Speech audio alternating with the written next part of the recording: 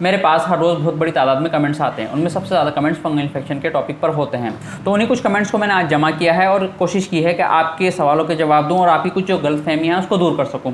तो इनमें जो सबसे पहला सवाल है वो ये है कि सर हम आपके वीडियोज़ देखते हैं, उनके कमेंट पढ़ते हैं, ज़्यादातर कमेंट्स ऐसे होते हैं कि हम काफ़ी साल से परेशान थे, आपके ट्रीटमेंट से हमारा फंगल इन्फेक्शन ठीक हो गया है, लेकिन कुछ का नहीं होता है। इसके अलावा आपके कई सारे ट्रीटमेंट हैं, तो हम ये जानना चाहते हैं कि उनमें कौन सा ट्रीटमेंट है जो सबसे ज़्यादा जल्दी काम करता है, और एक ट्रीटमेंट हम ले रहे हैं लेकिन हमें रिलीफ नहीं मिल रहा है, तो इसका क्या सॉल्यूशन है। लंबा सवाल है।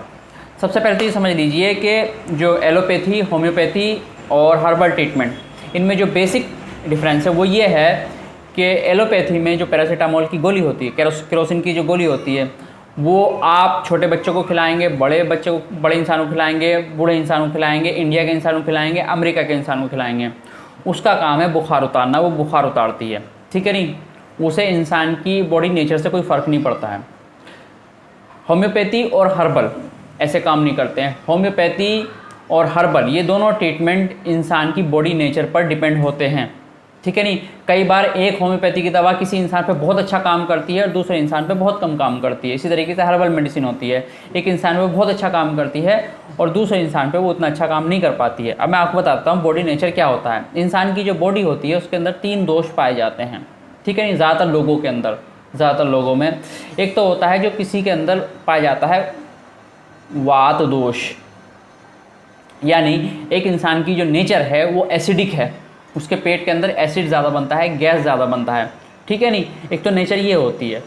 एक दूसरी नेचर होती है जिसके अंदर जो है पित्त ज़्यादा होता है, उसकी जो स्किन होती है, उसकी जो नेचर होती है वो ड्राई होती है, उसकी जो टॉयलेट आता है वो भी ड्राई आता है, ठीक है नहीं। उसकी जो स्किन होती है वो भी ड्राई होती है, उसको सर्दियों के अंदर बहुत ज़्यादा मॉइस्चराइज़र की ज़रूरत पड़ती है, गर्मियों में कई बार उसकी स्किन के ऊपर ड्राइनेस आ जाती है, वहाँ पर उसको मॉइस्चराइज़र की ज़रूरत होती है। और तीसरा जो दोष होता है इंसान के अंदर वो होता है कफ दोष, यानी कि इंसान की जो नेचर है उसके अंदर ये समझ लीजिए कि कहीं भी वो किसी भी इन्वायरमेंट में गया, एकदम से छींके आने लगी, जल्दी जल्दी उसको ज़ुकाम रहता है, टॉयलेट भी जो है उसको हमेशा टाइट नहीं आता, हमेशा पतला सा रहता है, ठीक है नहीं। तो ये 3 तरह की नेचर इंसानों की होती है।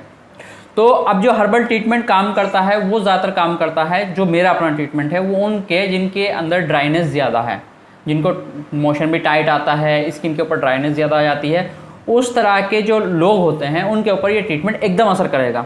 किन लोगों पर सबसे कम असर करेगा? जिनकी तबीयत जो है उसके अंदर कफ दोष है, यानी कि जब खांसी होती है उनको बलगम आता है, खूब नाक बहती है, ठीक है नहीं, लेटिन भी जो है उनको थोड़ी पतली होती है, उनमें ये ट्रीटमेंट देर से काम करेगा। इन चीज़ों को समझ लीजिए, ठीक है नहीं आप। इसलिए मैंने बताया ना कि एक होम्योपैथी की दवा एक इंसान के ऊपर बहुत अच्छा काम करती है और दूसरों के ऊपर कम काम करती है, ठीक है। तो एक चीज़ को ही समझ लीजिए। तो ऐसा नहीं कि काम नहीं करेगी, काम करेगी, लेकिन हो सकता है कि एक इंसान को 10 दिन में रिलीफ मिल जाए और एक इंसान को 2 महीने 3 महीने लग जाए ठीक होने में, ठीक है।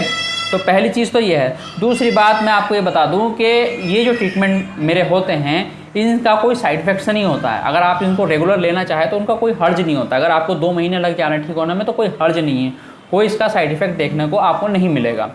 अब जो तीसरी बात आती है कि ट्रीटमेंट तो मैंने काफ़ी सारे बता दिए, कौन सा ज़्यादा असरअंदाज है, कौन सा ज़्यादा क्विक रिलीफ देता है। तो देखें, मैंने जो पहला वीडियो बनाया था उसको हो चुके हैं 2 साल।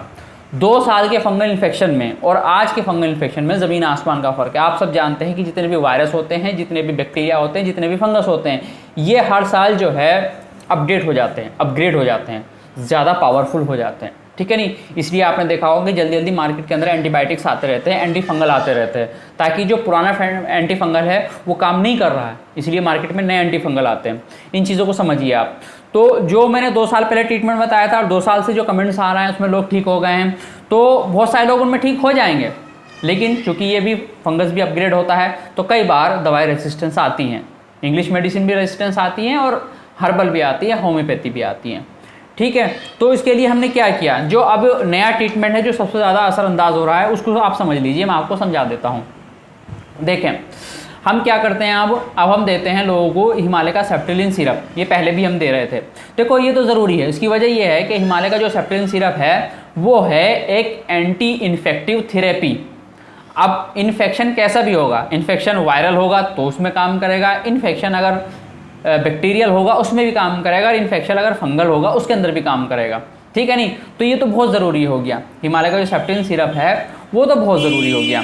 तो वो तो हम देते ही हैं, वो हम देते हैं 10 ml दिन में 2 टाइम, ठीक है जी, ताकि किसी भी तरह का बॉडी के अंदर इन्फेक्शन है, इवन सिर्फ फंगल इन्फेक्शन नहीं, बॉडी के अंदर कोई और भी अगर आपके इन्फेक्शन है तो उसको भी वो किल करता चलेगा, ठीक है। तो ये तो एक सेफ वे हमारा हो गया काम करने का। दूसरा हम क्या करते हैं, हम शुरू से देते चले आ रहे हैं साफ़ी।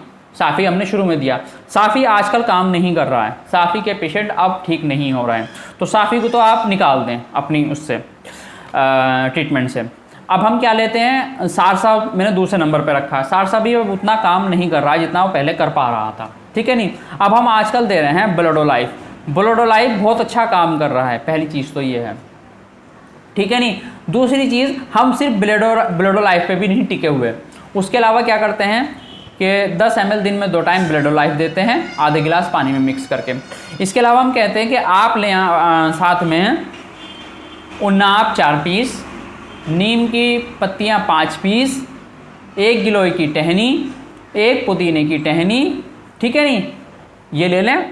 और कलौंजी 1/4 चम्मच ये ले लें, ठीक है नहीं। इन चारों को पका लें। अगर आपके पास पॉसिबल है तो एक चीज़ आती है कैमोमाइल, ये लीव्स होती हैं, जिस तरह की चाय की पत्तियाँ होती हैं, इस तरह की सी ये इम्पोर्टेड आइटम है, अपने इंडिया का नहीं है। बहरहाल अगर ये आपको बाहर मिल जाता है ऑनलाइन, ठीक है नहीं, अमेज़ोन पर है ये, लेकिन ये देखना कौन सा प्योर है। प्योर वो होता है, वहाँ जाके आप उसके फीडबैक पढ़ लेना, उसमें लगा जो बताएंगे कि हमारी चाय का कलर नीला हो रहा है, तो उसमें काफ़ी हद तक वो प्योर होता है। प्योर बिल्कुल वो भी नहीं होता, लेकिन जिनकी चाय का कलर ब्लू हो जा रहा है पकाने के बाद, वो काफ़ी हद तक प्योर है, तो वो काम आ सकता है। ये एक इम्यून बूस्टर है, ठीक है ना, हमारे इम्यून सिस्टम को बूस्ट करता है। इसके अलावा और भी इसके बहुत सारे बेनिफिट्स हैं। स्किन की प्रॉब्लम के अंदर बहुत अच्छा इसका रोल है। और इसके अलावा जिन लोगों को नींद नहीं आती ना, उनके लिए बहुत अच्छी चीज़ होती है कैमोमाइल। तो ये आप ले लीजिएगा, अगर अवेलेबल हो जाए तो, नहीं हो तो कोई बात नहीं है, ठीक है नहीं। तो इन 4 चीज़ों को आप, इन 4-5 चीज़ों को आपको 1 गिलास पानी में पकाना है। जब गिलास का पानी आधा हो जाए उसको छान लेना है, ठंडा होने रख देना है और फिर उसको पी लेना है। अगर आपको उन्नाब नहीं मिलते हैं तो मार्केट में आपको हमदर्द का शरबत उन्नाब मिल जाएगा, उसको ले लेना है। उसको फिर 1 चम्मच आप अपने उसके अंदर डाल सकते हैं, जो आपका लिक्विड बन के तैयार हुआ है, ठीक है जी। अब बात समझ में आ गई होगी कौन सा ट्रीटमेंट सबसे ज़्यादा काम कर रहा है और कौन से ट्रीटमेंट से सबसे ज़्यादा रिलीफ मिलेगा। एक बात तो ये हो गई। अब बात आ जाती है सैलिसिलिक एसिड पाउडर की। देखो, सैलिसिलिक एसिड पाउडर लगाने में कोई हर्ज नहीं है। 10 दिन तक के लिए मैं बोलता हूँ लगा सकते हैं। सैलिसिलिक एसिड पाउडर नहीं मिल रहा, आप सैलिसिलिक एसिड क्रीम इस्तेमाल कर सकते हैं 6% में, है नहीं। कोकोनट ऑयल उसके अंदर मिला लेना है ताकि वो ज़्यादा स्किन को नुकसान ना पहुँचाए, ठीक है। तो ये काम आपको कर लेना है, इससे आपका फंगल इन्फेक्शन 100% ठीक हो जाएगा। एक बात तो ये हो गई। अब एक जो सवाल आता है हमारे पास दूसरा वाला, वो ये है कि हम चाहते हैं कि हम आपका ट्रीटमेंट भी लेते रहें, ठीक है, और जो हम इंग्लिश मेडिसिन ले रहे हैं जैसे कि इट्रोकिनोजोल सबसे ज़्यादा लिया जाता है, वो भी हम साथ में लेते रहें, तो वो कैसा रहेगा। तो मैं पहले भी बता चुका हूँ और आज फिर इस बात को दोहरा रहा हूँ कि नहीं, हम ऐसा नहीं कर सकते हैं। वो एक अलग थेरेपी है, हर्बल थेरेपी एक अलग थेरेपी है, दोनों को आप मिक्स नहीं कर सकते हैं। उसके आपको साइड इफ़ेक्ट देखने को मिल जाए, कुछ नुकसान हो सकता है, ठीक है। तो हम ऐसा करेंगे कि सिर्फ हर्बल ट्रीटमेंट लेंगे या सिर्फ एलोपैथी ट्रीटमेंट लेंगे। अगर एलोपैथी ट्रीटमेंट से ठीक नहीं हो रहा है तो हम हर्बल ट्रीटमेंट पे आ जाएंगे, मेरे ट्रीटमेंट पे आ जाएंगे, ठीक है जी। एक काम ये कर लेंगे। एक सवाल आता है कि जी अगर होम्योपैथी साथ में दवा ले रहे हैं तो भी ज़रूरत नहीं है। उसकी वजह यह है कि होम्योपैथी में जो डॉक्टर्स दवाएं देते हैं वो ज़्यादातर ब्लोडोलाइफ या सारसा सिरप के अंदर ऑलरेडी मौजूद हैं, जो एंटी फंगल वहाँ पर देते हैं। तो वहाँ हमारे पास एक चीज़ पेटेंट में मिल गई, एक कॉम्बिनेशन में वो चीज़ मिल गई, तो हमें एक्स्ट्रा लेने की क्या ज़रूरत है, ठीक है। तो ये भी आपका जो है डाउट दूर हो गया होगा। तो ये 2 सवाल थे जो मेरे पास सबसे ज़्यादा आ रहे थे और मुझे ज़रूरत महसूस हुई कि मैं इन दोनों सवालों के जवाब आपको दूँ।